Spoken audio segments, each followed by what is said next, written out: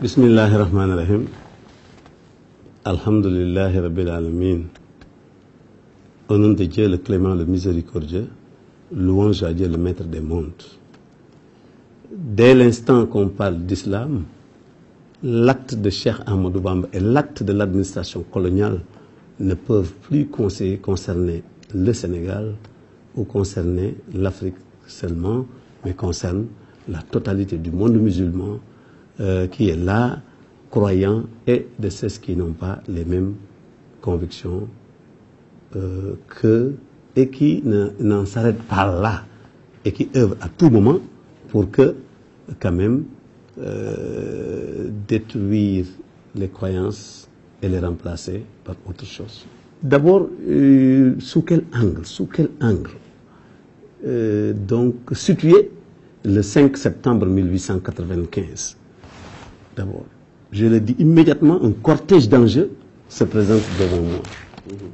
Mais la première qui m'intéresse et à qui je vais donner la priorité, c'est les droits de l'homme et les libertés individuelles. Hassan, il faut qu'on replace un peu les choses dans leur contexte. Nous sommes en 1895 et un peu avant, maximum 25 ans, 20 ans, 15 ans, on se rappelle encore du décret historique du 30 septembre 1887. C'est un décret du gouverneur, nous disons de la Troisième République. Parce qu'il est bon de voir que tout ce qui se passe, disons, dans la seconde moitié du 19e siècle, est fait sous le second empire colonial français, d'une part, et la Troisième République. Cette forme de domination de la France qui ne veut pas laisser ce qu'il a trouvé en place héberger à sa place, qui ne veut pas que quelque chose soit en compétition avec son pouvoir, sa voix, sa domination. Il était obligé de trouver des stratégies de domination, des stratégies de gestion des indigènes, en quelque sorte. Des indigènes, voilà le mot.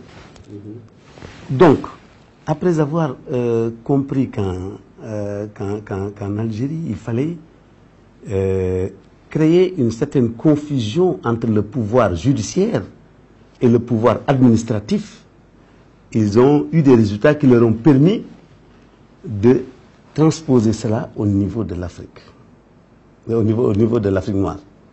C'est pourquoi le fameux décret du 30 septembre 1887 est normalement ce qui chapeaute tout ce que, je n'aime pas le terme procès, parce que ce n'est pas un procès, parce que là, un procès sans magistrat, c'est pourquoi je dis la confusion entre le pouvoir judiciaire et le pouvoir administratif. La France était une république, c'est pas pour rien que je l'ai dit. La France, au lieu d'exporter la séparation entre le pouvoir exécutif, le pouvoir législatif et le pouvoir judiciaire, il ne l'a pas fait.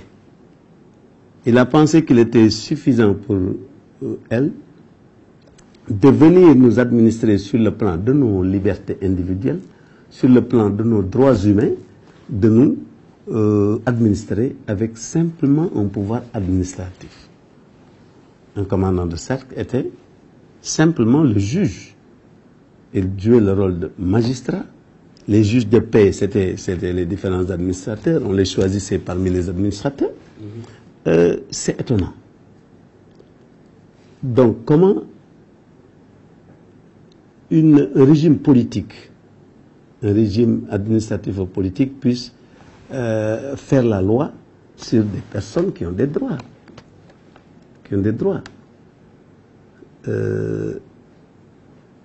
Cheikh Ahmadou Bamba,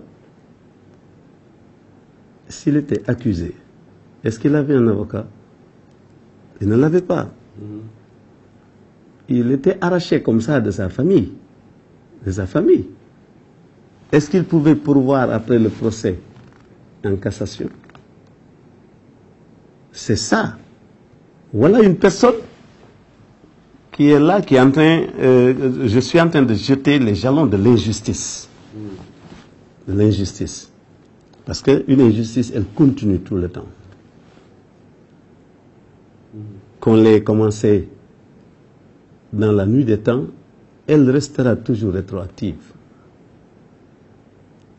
Et je crois que une personne qui n'a pas d'avocat, il ne peut pas faire de recours, il ne peut pas pourvoir en cassation. Et la cassation n'existait pas ici au Sénégal. Il n'y avait pas une cour de cassation à l'époque. Donc il faut éviter le terme procès.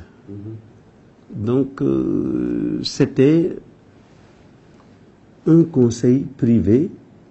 Le conseil privé était un organe qui est là, qui assistait le gouverneur du Sénégal et qui, quand il y a un récalcitrant, quelqu'un qui veut contrebalancer, disons, la domination française ou qui a une influence sur laquelle il n'était pas sécuritaire pour eux, apparemment, il prenait donc des décisions. Il le convoquait, il faisait leurs décisions et il condamnait.